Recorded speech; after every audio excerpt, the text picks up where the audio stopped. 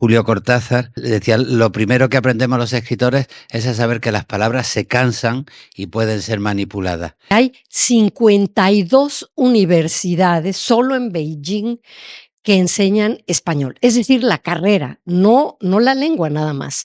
Pocas veces se conoce fuera, salvo desde un punto de vista conflictivo, y no lo es o no lo debería ser, que hablamos distintas lenguas.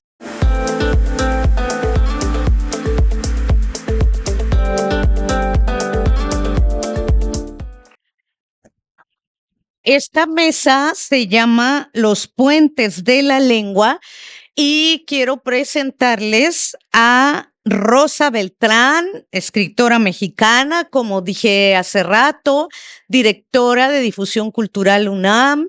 Su novela más reciente se llama Radicales Libres y se acaba de traducir en inglés. Free Radicals se va a presentar aquí también en la feria, así que los invitamos a que estén en la presentación. Adriana Pacheco será la encargada de presentarla.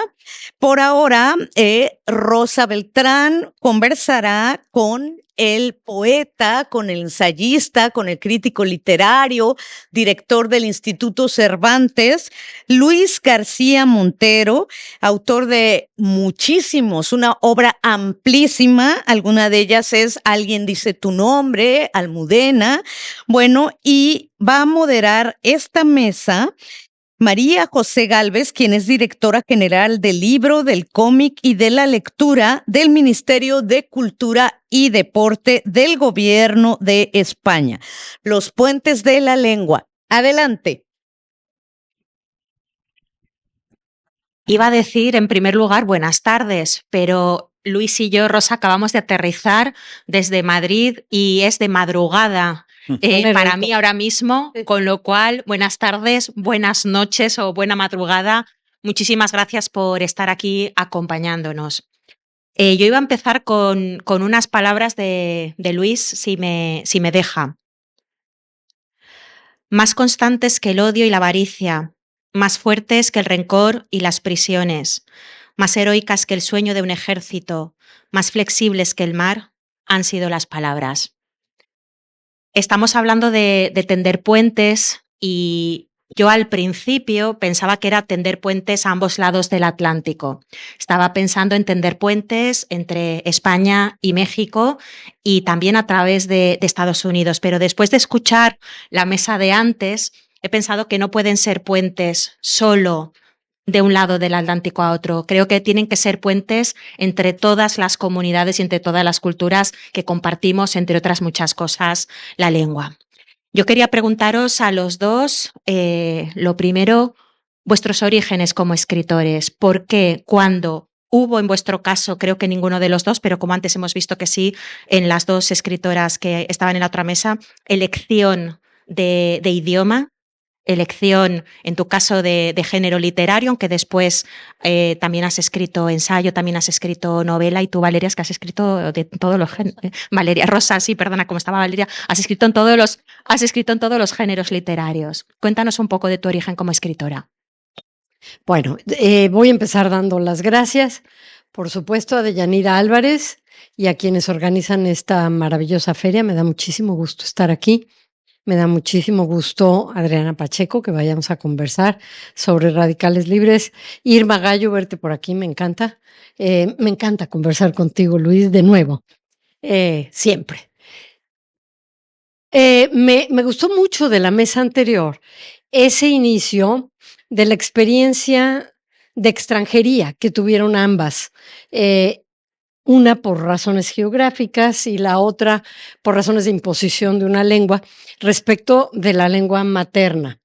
Mi caso, que es el español, digamos el castellano, también tuvo esta experiencia de extranjería. Yo digo que ese es el nacimiento realmente para mí a la literatura. O sea, cuando eres niño, niña, tú literalizas las metáforas, el lenguaje, lo que se llama el sentido figurado. Y me acuerdo yo de niña, la experiencia más distante que tuve, que fue a través de la voz de mi madre, esta sensación de entender y no entender. creo que la conciencia de eso fue realmente mi primera experiencia poética o con el lenguaje literario, si quieres. Por ejemplo, si alguien decía es una mujer de cascos ligeros, pues yo me imaginaba una señorita sobre cascos de refrescos, ¿no? O si alguien decía, eso lo pagarás con creces, que lo decían mucho, yo me imaginaba que tenía que ser muy rica, tenía que trabajar todo el tiempo porque las creces serían una moneda. O alguien cuyo papá trabajaba en una fábrica de aceros que se llamaba Fortuna. El papá decía, voy a haceros fortuna, y la hija se lo imaginaba llegando con sus talegos de oro, ¿no? Porque leía los cuentos Marujita. O sea, este entender y no entender era fascinante, pero a la vez era un poco desesperante. Ser niña, un poco es ser voyeur también de la lengua, aunque sea tu lengua, porque no entiendes bien el sentido. Puedes estar en todos lados, a nadie le incomodas si no hablas, sobre todo si eres mujer, si no hablas, pero crees que entiendes cosas que entiendes de otra manera. Me acuerdo también que mi madre nos llevaba a un banco. Nosotros vivíamos en un lugar muy alejado de la ciudad, se llamaba Tlalpan, y había un solo banco que pomposamente se llamaba Banco Internacional y tenía solo 2 empleados, ¿no? Y el vigilante. Y nosotros, mi hermana y yo veíamos embelesadas a la cajera, nos parecía el sumum de la aspiración. Y mi mamá nos decía, a esa la dejaron vestida y alborotada. Y yo pensaba, bueno, vestida, ok, vale, pero alborotada, ¿por qué? ¿No? ¿Por qué se quedaría alborotada para siempre? Y luego comprábamos el pan en una tienda que se llamaba La Luna, que era panificadora y recaudería, que así se llamaba, donde vendían las verduras. Y la atendía un gallego que escribía con mucha dificultad en un trozo de papel de estraza el precio. Y mi hermana y yo quisimos burlarnos, como pensando, sabemos escribir mejor que él. Y mi mamá nos dijo, cuidado, que ese hombre vino desde España con una mano por delante y otra por detrás. Bien a bien no entendía, pero sabía que algún mérito tenía eso y que lo teníamos que respetar. Y entonces, para mí, acceder al diccionario fue realmente entrar a la madurez.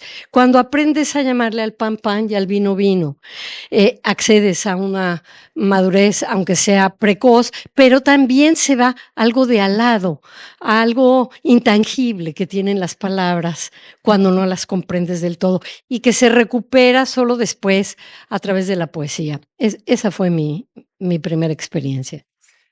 Y plantea Rosa las diferencias que hay entre el diccionario y todo lo que cabe en las palabras y en las frases. El diccionario está bien como inventario de significados, pero las palabras caben mucho, mucho, mucho y muchas más cosas y están vivas, ¿no? Y la relación con la lengua materna, con la escritura, en mi caso con la poesía, es precisamente intentar conectar con todo lo que cabe en las palabras, preguntarme qué es lo que cabe en las palabras, y no solo en las frases más llamativas, en las frases hechas que se han ido configurando en una relación, sino en las palabras que parecen más sencillas y al final, según las utilices, puede caber muchas cosas, ¿no? Yo nací en Granada y mi relación con la literatura puede tener también una sensación de extranjería, pero en otro sentido, en un sentido histórico, porque nací en una dictadura, en una ciudad en la que 22 años antes de que yo naciera habían asesinado a un poeta, Federico García Lorca. Y dedicarme a la poesía fue también intentar indagar en lo que habían querido silenciar en una dictadura. Y eso me interesó, y no solo me hizo lector, sino que me hizo entender la vida de una manera determinada para preguntarme las cosas que quería silenciar el poder. Y para mí la literatura tiene mucho que ver con eso y es su sentido histórico más profundo, que no es, aunque me parece bien también, una coyuntura, un compromiso político concreto. Es toda una relación con la historia que pregunta lo que cabe en las palabras y los intereses que tiene el poder para manipular a la propia conciencia a través de lo que cabe en las palabras, ¿no? Y eso para mí es un poco el sentido de la poesía. Fíjate, por otra cosa que tiene que ver con lo que se ha hablado en la mesa anterior, yo soy andaluz. Em, Cuando yo era niño, se pensaba que se hablaba bien español en Salamanca y en Castilla y que el andaluz era propio de una lengua de pobres. ¿Verdad que los andaluces teníamos menos dinero que en el sur, en el norte de España? Pero me vino muy bien en ese sentido comprender que son los hablantes los dueños de un idioma y que, por ejemplo, un filólogo, cuando yo ya empecé a estudiar filología para estudiar a García Lorca, a todo lo que estaba olvidado en la cultura oficial, pues me encontré con Andrés Bello y con su gramática de español castellana para uso de americanos y de pronto pues decía cosas muy sensatas, entre otras que no es que en Andalucía se hablara mal español y en Salamanca bien, sino que en cada sitio se habla español como se habla el español en cada sitio, ¿no?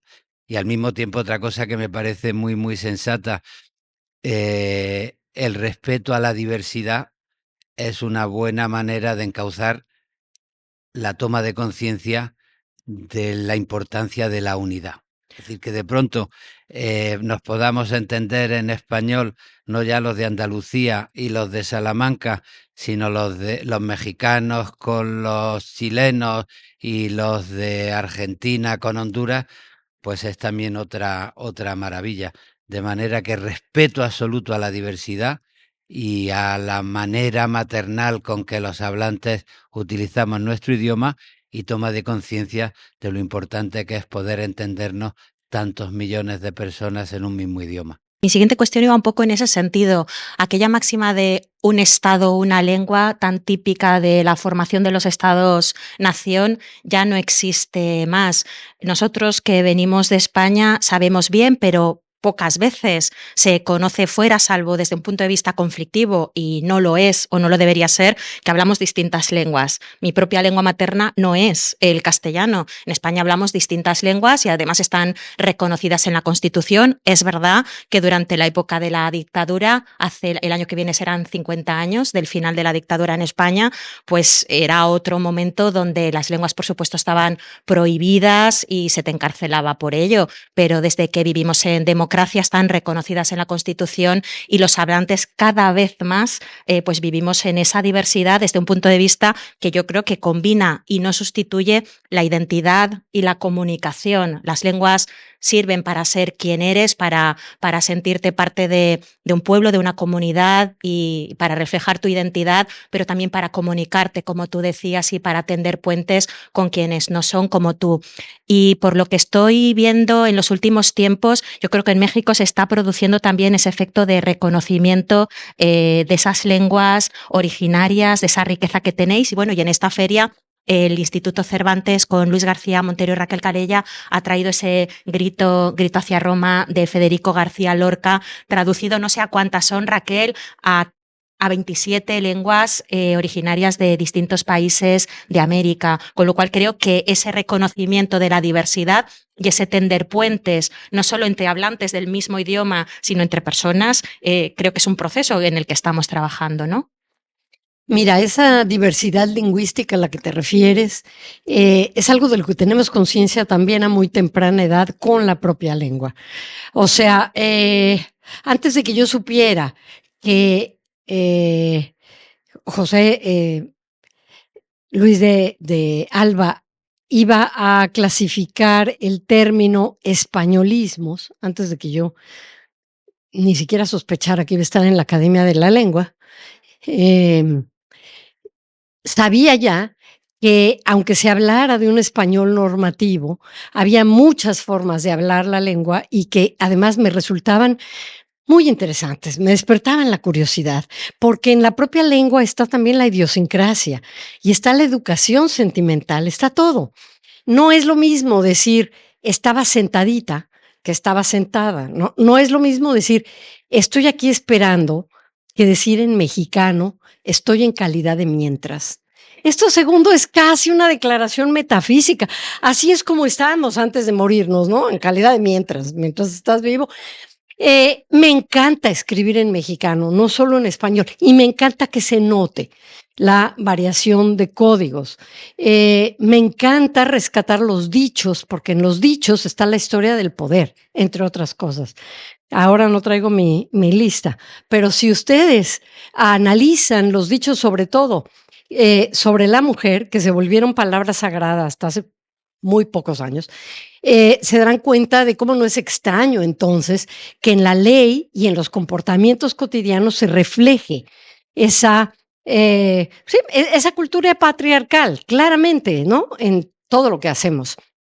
Así que las variantes están desde ahí. Algún día platicando con Luis le dije también, es que si yo voy a Madrid, yo me la paso con una sonrisa, oyendo cómo se habla el español. Lo entiendo y no lo entiendo, ¿no? Me encanta que le digas a un mozo, se dice allá, acá mesero, oiga, disculpe, lo molesto con una servilleta, y que te contesten, ala, no me molesta, si me va a pagar, ¿no? No, sí le voy a pagar.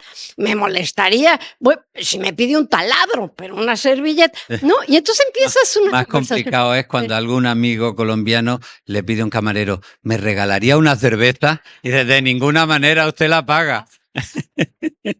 ¿Está fulanito en el teléfono? Sí, pues que se ponga. Ay, Dios mío, ahora le llamo. Bueno, es fascinante, es realmente fascinante. La toponimia, los nombres de las calles, los nombres de los pueblos. Es impensable que en México hubiera un pueblo que se llame Despeñaperros, y seguramente se despeñan más perros, ¿no? Como también en España, a lo mejor les parece cursi de pronto que hablemos con tantos diminutivos, que están asentados de muchas maneras también en la cortesía náhuatl, ¿no? A mí me gustan muchas de las cosas, bueno, todo lo que dijeron en la mesa anterior, pero me encanta que Yasnaya se refiera siempre no a lenguas minoritarias, sino a lenguas minorizadas. Es verdad, estas imposiciones oficialistas son las responsables de que el castellano se impusiera de esa manera. Esas y otras historias que conocemos, porque algunas con muy buena intención. Por ejemplo, pensemos en la gramática de Nebrija, ¿no? Qué trabajo, qué esfuerzo, qué extraordinario poder asentar todo este código tan complejo. Y sin embargo, la primera vez que se la muestran a la reina Isabel, ella dice, ¿y para qué se va a escribir de lo que hablamos todos los días? Pues sí, no se consideraba que fuera importante asentarla de esa manera y a través de los diccionarios. Ahora que exista un diccionario de mexicanismos renovado, como el que acaba de hacer Concepción Company, es fascinante, se puede leer casi como una novela. Es la historia de cómo pensamos los mexicanos, ¿no? Y para terminar nada más con tu referencia a Un grito a Roma, es fabuloso el proyecto del Instituto Cervantes, fantástico. Y nada más en México hay 68 lenguas más el castellano. No todas van a estar sí, y hay 364 variantes, o sea, una por día del año casi podrías clasificar.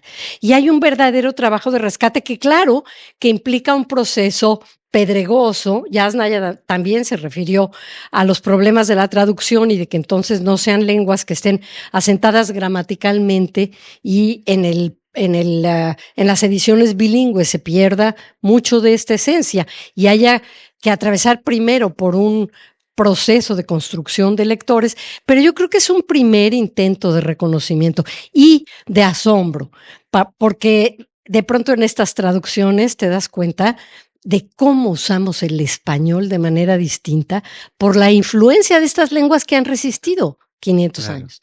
Claro, en ese sentido, la relación del poder y las lenguas es significativa.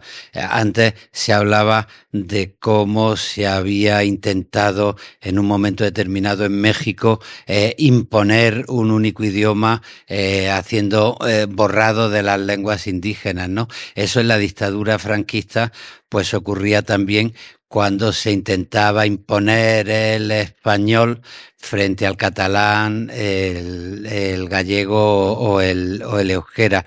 Y eso es así. Y fíjate que también, por ejemplo, durante el franquismo y de manera ridícula, se quiso mantener una idea imperial del español cuando los españoles somos el 8% del idioma, o sea que es ridículo cualquier tipo de imperialismo en ese sentido. Y sí me parece muy interesante, por ejemplo, que hace tiempo ya el diccionario que habéis hecho en las academias no sea el diccionario de la Real Academia de Lengua Española, sino el diccionario de la lengua española, que la hacen todas las lenguas. El Instituto Cervantes colabora con ASALE, que es la Asociación de las Lenguas Españolas, que hay 20 países y además se añade Guinea Ecuatorial, ¿no? O sea que esa reflexión sobre... Bueno, que los filólogos hemos tratado siempre sobre eso.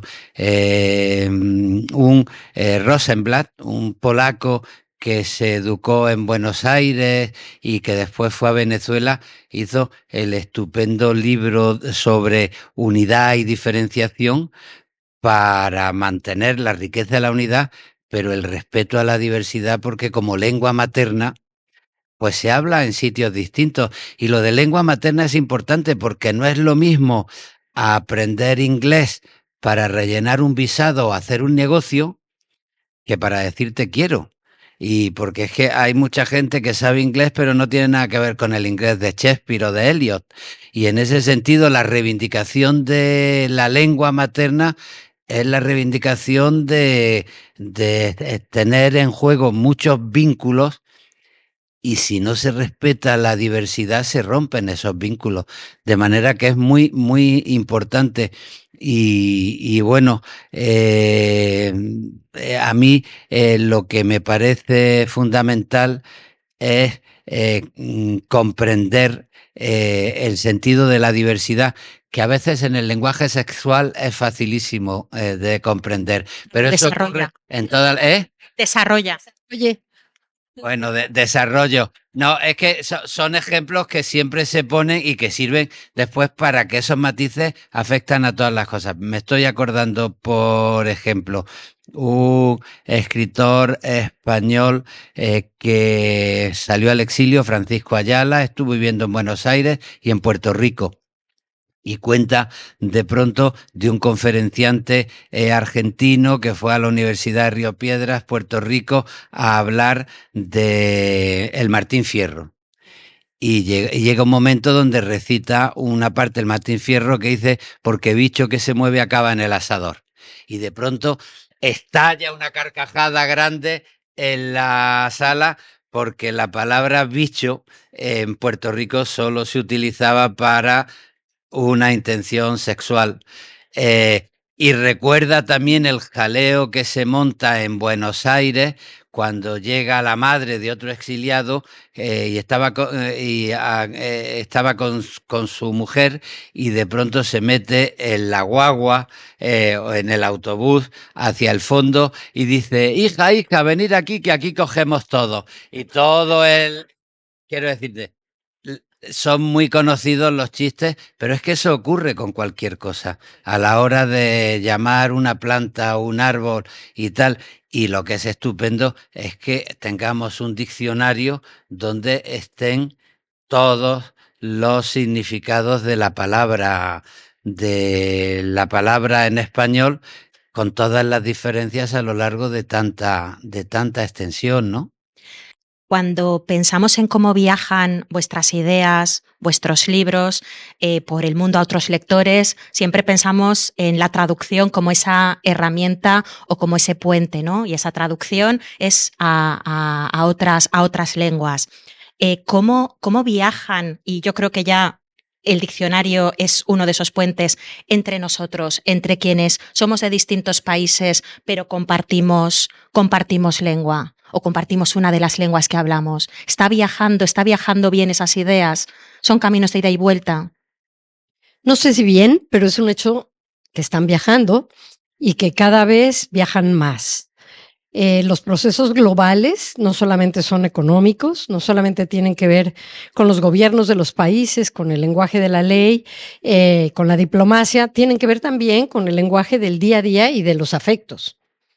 Y por supuesto que hay tropiezos de cualquier manera. Luis estaba refiriendo a las traducciones que siempre conocemos, ¿no? La parte simpática de lo que se traduce de otra manera a otras lenguas, pero los afectos, por ejemplo, son parte de eso que a veces no viaja en la lengua normativa. A veces, muy frecuentemente, quiero decir, no es lo mismo decir mi pana o decir mi cuate, mi cuaderno de doble raya, ¿no? Que decir mi amigo, no es lo mismo, pero viaja. Además de los diccionarios y las instituciones, y ahora quizá vamos a regresar a eso, pero yo quisiera hablar de otra forma oscura de ejercicio del poder que afecta en los hablantes. Cuando la lengua se considera una lengua de segunda, el español aquí, el español en Estados Unidos, quizá más en Los Ángeles que en Nueva York, pero de cualquier manera, en los Estados Unidos, ha sido considerada durante mucho tiempo una lengua de segunda por las migraciones, por los migrantes, y muchos de ellos han preferido no hablar la lengua si la conocen y no transmitirla a sus hijos, de manera que de pronto en las segundas generaciones vemos, y se veía más antes, hablantes del inglés que poco conocen el español, que lo entienden pero no lo quieren hablar porque de inmediato van a sufrir una discriminación. Pasaba mucho más antes y en ciertos lugares. Yo viví en Los Ángeles mucho tiempo porque me fui a estudiar allá, a UCLA, y era triste que tus propios nacionales, o sea, tus compadres de país, no quisieran hablar español contigo, se avergonzaran de hablar español, ¿no? Creo que esto ha ido cambiando, levemente ha ido cambiando. Y en algunos lugares, por razones económicas, incluso ha perdido este matiz discriminatorio. Por ejemplo, en Miami, como la música se canta en español, ¿sí? Como hay una proyección cada vez más amplia en las películas, en las series, como que se ha, vamos a decir, limpiado o se le ha quitado esa carga discriminatoria, con más libertad se habla español allá. Acá quizá por razones literarias, y esa es la parte que más me encanta, porque mi amiga Nubia Macías me decía, es que en Nueva York muchos de los escritores en español se han ido a vivir y por supuesto que entonces hay un proceso de vindicación del español. Entonces sí, supongo que hay que referirse de manera muy puntual a lo que está ocurriendo a través de los medios de comunicación, a través de las instituciones, quizá después hablemos Luis y yo, del Instituto Cervantes y de la UNAM, que tiene 12 sedes fuera del país, dedicadas a esto, al aprendizaje del español. Solo una última cosita como anécdota. Estuve en Beijing hace un par de años, hay allá una sede de la UNAM, y me impresionó. Fíjense que hay 52 universidades solo en Beijing que enseñan español, es decir, la carrera, no la lengua nada más. Y fue muy impresionante ir a 3 y darme cuenta de que hablaban español ceseado, ¿no? Claro, el español normativo. Pero perfectamente. Los chinos, las chinas, ¿no? Estamos leyendo a Valeria Luiselli, o sea, hombre, qué bien, ¿cuál? Historia de mis dientes, hombre, qué fantástico, ¿y por qué? ¿No? Una de las razones, por supuesto, tiene que ver con la economía. Muchos saben que van a encontrar, que tienen más posibilidades de encontrar empleos en el español porque es una lengua muy hablada, ya nos fue. Y porque los chinos están invirtiendo mucho en América Latina. México. En México y en Perú, y hay que mandar ejecutivos que hablen español. Y aquí tendrá que ver también con la economía, pero con el voto. Pero fíjate, a mí una cosa que me interesa es lo que estaba planteando a la hora de defender la lengua y defender el multilingüismo y el diálogo en distintas coyunturas históricas, ¿no? Y hay coyunturas muy paradójicas. Por ejemplo, cuando se producen los procesos de independencia en América Latina solo hablaba el español el 20% de la población, el 20%. ¿Por qué? Porque buena parte de lo que fue la conquista de América estaba protagonizada por la Iglesia Católica y lo que querían los curas era ganar almas para el cielo, y se convence mucho más a alguien hablándole en su lengua materna que en lengua extranjera, y por eso aprendieron los misioneros a hablar en las lenguas maternas. Y aparecen figuras como la de Bartolomé de las Casas, etcétera, etcétera, porque era la manera de llegar a ganar almas. Cuando se producen en muchos lugares de Latinoamérica el exterminio de las lenguas originales, es cuando en los procesos de independencia, que están muy influidos por la Revolución Francesa, porque en España gobernaba el absolutismo, y lo que quieren es un proceso de liberalismo, y están muy influidos por los jacobinos, pues se instaura el lema de civilización contra barbarie y considera que hay que extirpar la barbarie para instalar la civilización que identifican con los valores de la Revolución Francesa. Y en ese sentido, a la hora de hacer historia hay que intentar ser objetivo. Yo tengo mucho más que ver con un jacobino, lo confieso, que con un católico, porque no creo en nada de lo que creen los católicos. Pero sin embargo, a la hora de analizar la historia, pues tengo que saber de qué manera funciona en una coyuntura una cosa y en otra, ¿no?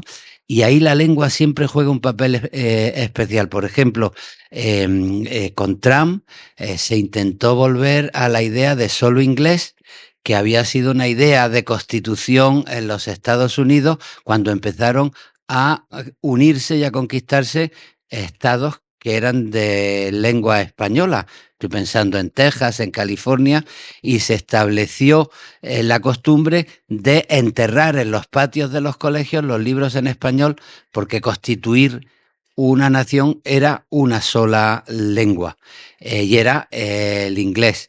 Y ahí con Trump surgió el problema que tú decías de intentar avergonzar a los niños que en los colegios hablaban español, para que los padres pensaran que si sus hijos tenían que triunfar, pues tenían que hablar inglés y olvidarse de español, y por eso se perdía el español de primera, segunda generación, de segunda, tercera generación. Y en ese sentido, yo creo que a la hora de pensar en los debates humanos, lo que hay que tener mucho cuidado es con las identidades cerradas que se creen legitimadas para imponerse a las demás identidades, y que el sentido de pertenencia te legitime a acabar con el otro, en vez de abrirse a enriquecerse, a reconocerse y a dialogar con el otro. Y por eso defender las lenguas originales, el multiculturalismo, la convivencia de culturas, será siempre mucho más interesante que intentar imponer una sola identidad o un solo idioma. Correcto, y además es no solo arbitrario, es absurdo.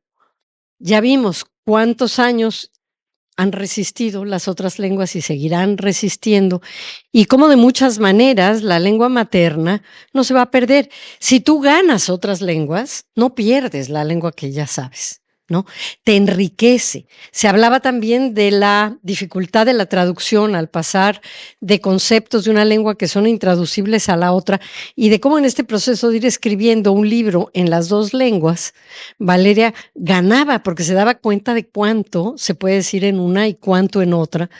A mí incluso me parece muy interesante leer a Gloria Anzaldúa, por supuesto, al Lurista, leer el Spanglish, darte cuenta de cómo el switching codes habla también de una forma de vivir el espacio y de vivir la cultura que es única, que es distinta.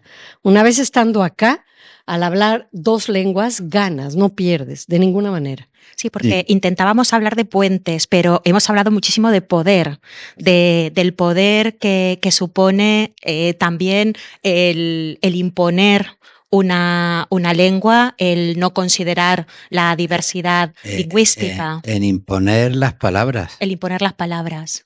Yo últimamente recuerdo una maravillosa conferencia de Julio Cortázar, en un foro de derechos humanos argentinos que se tuvo que celebrar en Madrid porque en Buenos Aires estaba la dictadura, sobre el valor de las palabras. Y él decía, lo primero que aprendemos los escritores es a saber que las palabras se cansan y pueden ser manipuladas. Y hablaba del modo en el que el nazismo había definido y redefinido palabras como patria, como raza, como identidad, para justificar después el genocidio que hicieron.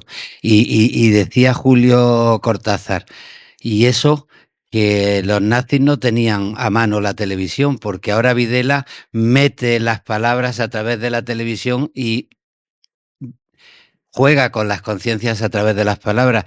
Y yo siempre pienso, si don Julio supiera lo que son las redes sociales, la televisión le parecería un juego. Pero estamos hablando de lo que cabe en las palabras. La palabra libertad.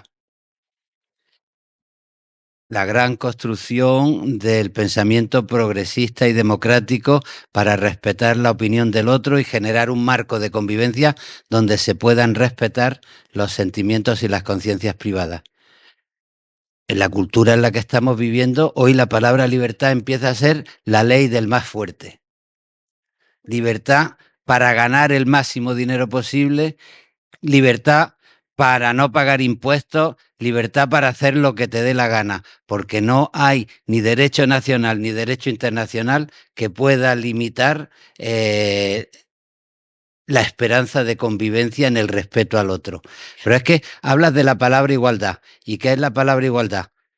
Pues se intentaba convivir en una justicia social de valores equilibrados y ahora, en cuanto te descuidas, conviertes los defensores de la igualdad en hegemonía y en homogeneización. Y se impone un supremacismo donde la identidad del más fuerte quiere homogeneizar todos los demás y eso hace que la diversidad entre en una dinámica que pierde la ilusión de la convivencia común, la ilusión de lo común, y lo que generan son muchas minorías enfrentadas las unas a las otras, porque la diversidad parece que no es el respeto de convivencia donde todos nos respetamos, sino unas víctimas de otras víctimas bajo un supremacismo que quiere homogeneizarlo todo.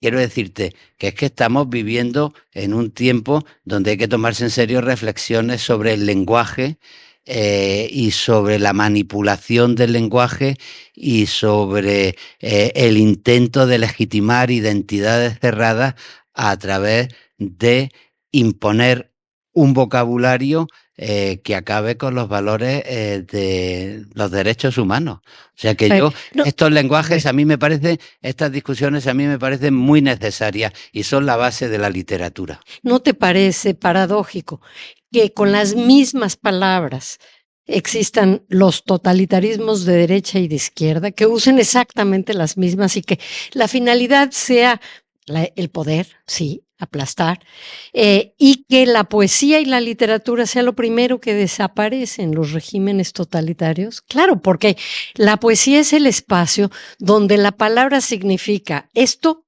y cualquier otra cosa. Y lo que sea, es el ejercicio de la máxima libertad y redefinición de las palabras. Fíjate que lo que dice hay un ejemplo clarísimo. Lo que ha hecho la dictadura de Ortega a la hora de derivar en Nicaragua la revolución sandinista al totalitarismo es cancelar la Academia de la Lengua Española de Nicaragua. Sí, iba a hablaros que habéis sacado dos temas y tomamos primero uno, iba a decir cogemos primero uno y luego otro, pero voy a decir tomamos primero uno y luego otro. El de la censura. En España estamos viviendo en determinados espacios, en determinados territorios políticos, una merma de libertad de expresión, sea por las palabras o el mensaje que se traslada o bien sea por la lengua en la que se utiliza. Y está sucediendo en otros muchos sitios. Estaba viendo aquí en Estados Unidos la cantidad de libros que parecen que no tienen ningún problema ni a priori ningún peligro, que están prohibidos.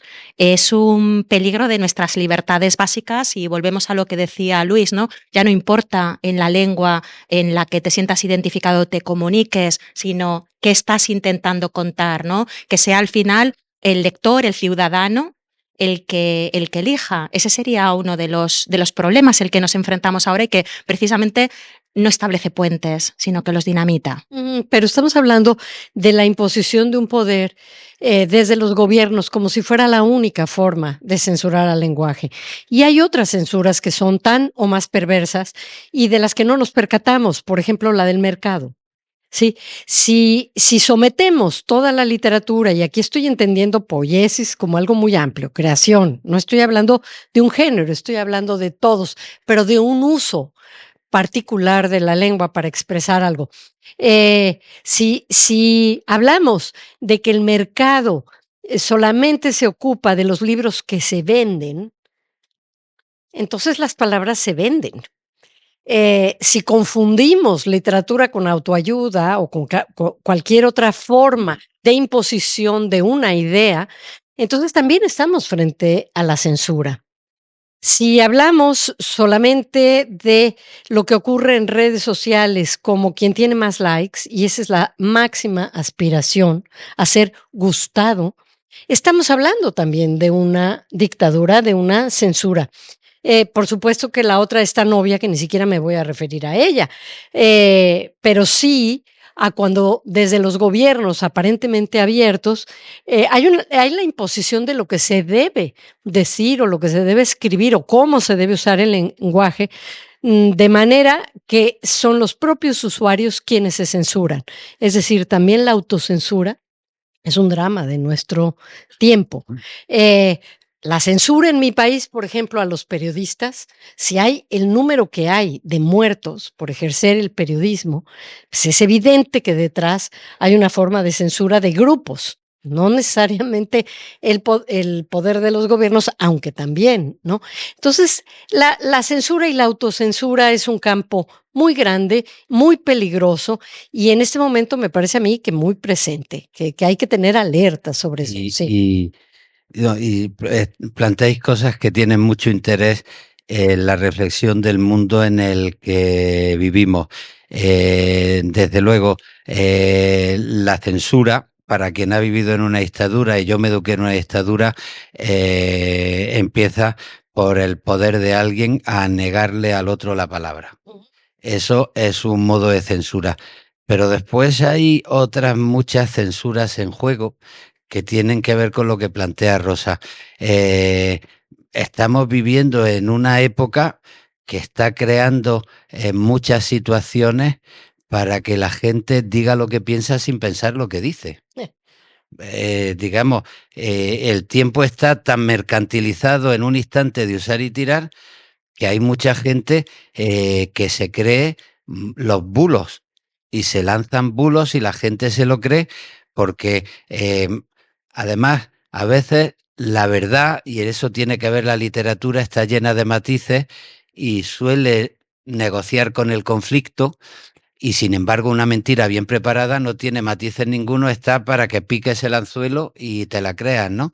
Y la gente responde y se cree que es muy sincera repitiendo una mentira y confunde espontaneidad con verdad, y no es así, porque la mentira genera unos códigos de espontaneidad en el mundo que vivimos muy grandes.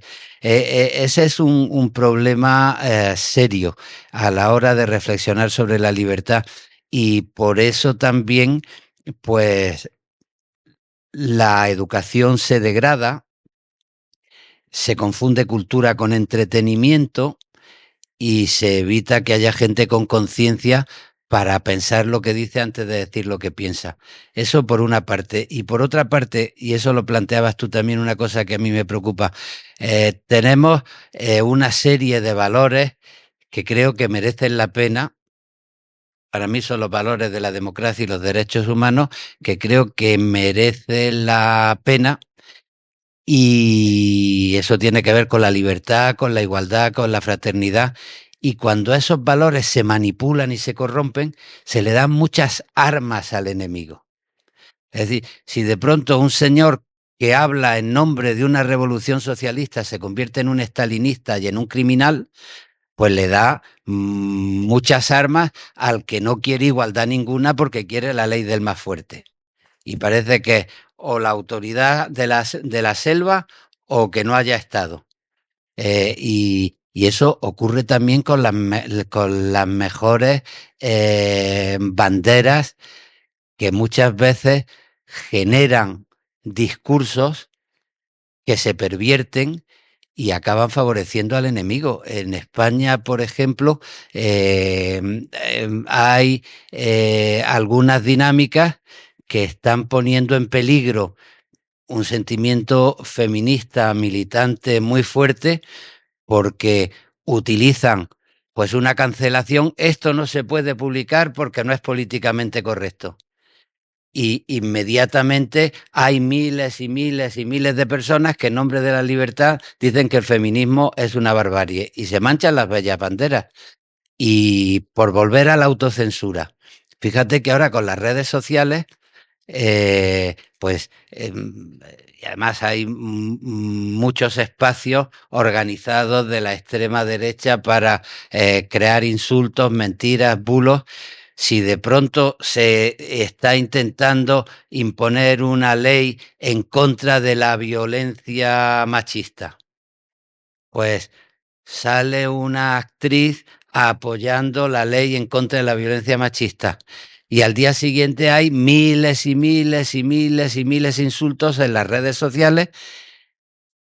Y entonces las actrices dicen, uy, si yo opino, a lo mejor genero antipatía y a mí no me contratan. Y entonces hay mucha gente que está volviendo a morderse la lengua cuando, o eso ocurría antes con la dictadura, cuando los escritores se autocensuraban porque sabía que si no, no le publicaban el libro. Pero es que ahora hay mucha gente que se está autocensurando para no caer en la antipatía de las redes sociales que insultan.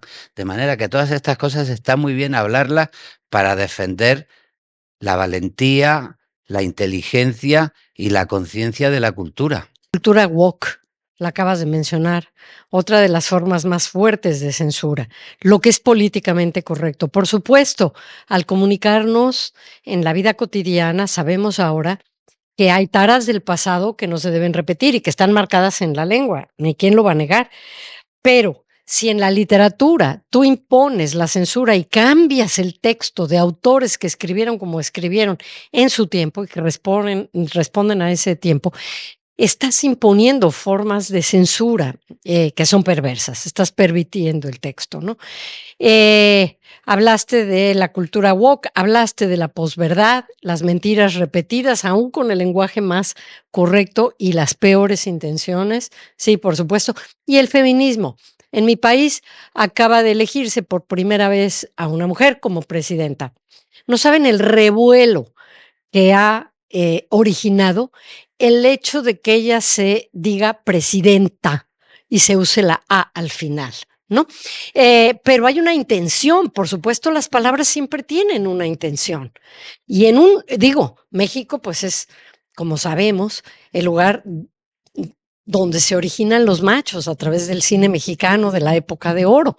¿Cómo no se iban a levantar contra la A? ¿No? Y no contra el hecho de que sea mujer, después como que han matizado, hay algunos actores que han agredido, siempre por razones que tienen que ver con el cuerpo, esto es algo interesante, le han llamado ama de casa, por ejemplo, ¿no? Como si esto fuera algo peyorativo, pero sobre todo lo que más agrede es la letra A, esa está causando ronchas. Es interesante ver los movimientos que quieren censurarla y a los que quieren rescatarla. Y cuando decimos que el idioma es de los hablantes, sí, nos comprometemos a transformar la sociedad para que las palabras sean cada vez más partidarias de los valores más justos. Todo ese debate se planteó cuando llegó a la presidencia del Reino Unido Margaret Thatcher. Empezó llamándose el presidente Margaret Thatcher, después la presidente Margaret Thatcher y al final se acabó imponiendo la presidenta Margaret Thatcher, que seguro que va a pasar en México por mucho cavernícola que haya, ¿no? Bueno, pero hagamos una distinción, ya que pasaron Digo, algunos años como de la estoy época. hablando de los cavernícolas españoles, No, estoy hablando de los cavernícolas españoles. No, pero fíjate. cavernicolísimas. Pero no, yo me refiero a que ya pasaron algunos años de la época Thatcher y Reagan, muy bien, ya se avanzó. Entonces ya no habrá necesidad de que diga la dama de hierro, que se autonombre de esa manera, que apela a la espada, ¿no? Pero yo lo que quiero decir es que el lenguaje no solo no es inocente, sino que en una sola letra se puede reflejar toda la cultura patriarcal. Pero fíjate, Sí. por hablar de literatura y por hablar de amores que matan, de alta infidelidad, de radicales libres, o por hablar de mi poesía. Yo hablaba antes de La democracia de Federico García Lorca, de la libertad. Cuando yo empecé a escribir en la transición a la democracia, por ejemplo, mi madre, si quería trabajar, tenía que pedirle permiso a mi padre. Si quería abrirse una cuenta en el banco, tenía que pedirle permiso a mi padre. Y cuando tuvo hijos, tuvo que dejar de trabajar porque tenía que cuidar la casa y los hijos, y su tarea era lo privado y no lo público. Y se dedicó a criar hijos. Cuando yo pregunto qué cabe en las palabras y los escritores nos preguntamos qué cabe en las palabras, yo empecé a escribir preguntándome en la España que quería transformar, que la democracia no era votar cada 4 años, que era transformar una educación sentimental donde cuando yo dijera te quiero o dijera soy hombre, estuviese diciendo algo distinto a lo que decía mi padre cuando decía soy hombre o cuando decía te quiero. Y hubo algún compañero de militancia política que a mí me llamaba pequeño burgués porque escribía poemas de amor y había que apoyar la huelga general. Y la literatura lo que te enseña es a vivir la historia por dentro, en la experiencia humana, y saber lo histórico que es la manera en la que dices te quiero, y que tan comprometido es escribir un poema de amor o una narración donde está en juego la vida de una mujer determinada, que estar hablando de las próximas elecciones, por ejemplo. Sí, sin duda, sin duda. Y la historia que cuentas de tu madre, con todo y que somos pues casi coetáneos, tiene que ver desde luego con la dictadura en España y con los valores que esta transmitía. Nosotros, por estar más cerca de Estados Unidos, es decir, México, de Estados Unidos, y de vivir la cultura del rock de alguna manera, la contracultura, todos estos otros valores, hacen que las mujeres vivan de un modo distinto que como estaban viviendo en España, ¿no? Sí, mi madre se va en una Harley Davidson, abrazada de la cintura de su amante, y la tuya cría a todos los hijos y se queda sin trabajar. Nos dicen que nos quedan 5 minutos, aunque tendríamos aquí para estar 5 horas. Y a mí me gustaría volver al principio de todo, a los puentes que se tienden con las obras que escribís, pero también con los puestos institucionales que ocupáis en este momento. Ferias como esta Feria del Libro, creo que tienden puentes, pero también la tarea que hacéis en el Instituto Cervantes o en la UNAM. Contadme qué tarea. Mira, la UNAM, como dije al principio, tiene 12 sedes fuera del país, dedicadas a la lengua, pero también a la cultura, a todas las expresiones de la cultura. Y en Cultura UNAM, por ahí está Julia Santibáñez, que lleva literatura, pues llevamos varias ferias de libro y ferias que son únicas, como la Fiesta del Libro y la Rosa, porque es literatura y cine, literatura y teatro, literatura y artes plásticas en un lugar maravilloso que es el Centro Cultural Universitario, pero tenemos Filuni dedicada al libro académico y tenemos 3 orquestas, bueno, ya me las adjudiqué, yo estoy de paso, tengo conciencia y no lo busqué. Pero mientras esto ocurre, no sé, el caso de Luis, imagino que será el mismo. Lo veo como una inmensa oportunidad para difundir la cultura, para apoyarla en todas sus distintas manifestaciones, a todos los niveles, llevarla a donde se pueda, y desde luego más allá de la universidad, que simplemente en la UNAM son 360,000 estudiantes, pero mucho más allá de esas fronteras, porque estoy convencida de que la cultura no es, por supuesto, algo ornamental, no es algo de lo que podamos prescindir. A mí me ha salvado literalmente, y sé que a quien la toque, así como un amuleto, lo va a salvar, la va a salvar, que es el regalo más maravilloso en una vida corta, y que la lengua es la parte fundamental de la cultura, ¿no? Si estuviera aquí el director de música, diría que los lenguajes, y tendría toda la razón. Pero la lengua, este discurso doblemente articulado, es la herramienta para transmitir los valores, el conocimiento, el espíritu crítico, todo lo que es la universidad y todo aquello en lo que yo creo. Luis. El Instituto Cervantes se fundó en 1991, mucho después que el Goethe, que el British Council, que el Dante Alighieri, que la Alianza Francesa, porque era incompatible con la dictadura. Y hubo que esperar a que la democracia estuviese consolidada. Y el espíritu del Instituto Cervantes es trabajar por la cultura en español. Es decir, que la colaboración con toda la comunidad latinoamericana es fundamental. El trabajo de colaboración con la UNAM es muy fuerte, con la UBA es muy fuerte también en Argentina, con el Caro y Cuervo, con el Inca Garcilaso. Y a mí me parece muy importante, y lo repito siempre, que divulgar un idioma es mucho más que divulgar un vocabulario, es un conjunto de valores. Y que si esos valores sirven para internacionalizar nuestra manera de vivir y de ser, pues solo es posible a través de una conciencia de comunidad donde no haya centros, sino haya 500 millones de hablantes nativos de español que tienen el derecho a luchar por un mundo que no sea homogeneizado por una sola cultura, sino donde se defienda la diversidad y las distintas perspectivas. Y yo creo que ese es el trabajo un poco que está en la base del Instituto Cervantes, que es inseparable de la reivindicación de la cultura, del arte, de la música, como parte de una conciencia humana. Como estamos hablando de lengua, estoy recordando una reflexión, lo que se comunica, lo que no se comunica, las distintas maneras de comunicación, la inteligencia artificial, no sé qué, no sé cuánto. A mí hay una frase de Bertrand Russell que me parece estupenda. En un momento determinado estaban hablando sobre la comunicación de los animales y él dijo, sí, desde luego los animales se comunican entre sí, pero yo no he oído todavía a un perro que le diga a otro perro, mi padre era pobre pero honrado. En las palabras y en todo lo que cabe en las palabras nos jugamos la condición de la dignidad humana y de los vínculos de comunidad que podemos tender para defender la dignidad humana.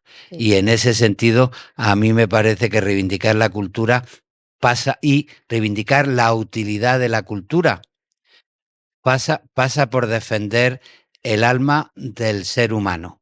Yo creo que la ciencia es importantísima, y qué cretinos los que se meten con la ciencia. Después de pasar una pandemia, qué cretinos los que se meten con la ciencia. Los que se meten con la técnica también son muy cretinos. Tú y yo tuvimos que hacer nuestras tesis doctorales en una máquina de escribir porque todavía no existía el ordenador. Olivetti Letera. Sí. Y cuando uno quería cambiar una palabra tenía que escribir el folio entero. Qué cretino el que se mete con la técnica. Pero mucho cuidado con el que se mete con las humanidades y la cultura, porque ese lo que quiere es que la técnica y la ciencia trabajen para el negocio y no para la dignidad del ser humano. Correcto, muy bien dicho. Bravo, bravo. Sobre todo, gracias. Y de nuevo, gracias a Deyanira Álvarez, gracias por organizar esta feria. Es importantísimo defender el papel del libro, la literatura, el libro más allá del invento Gutenberg, a través de crear comunidad en Nueva York, en Estados Unidos. Muchas gracias a ustedes por haber asistido.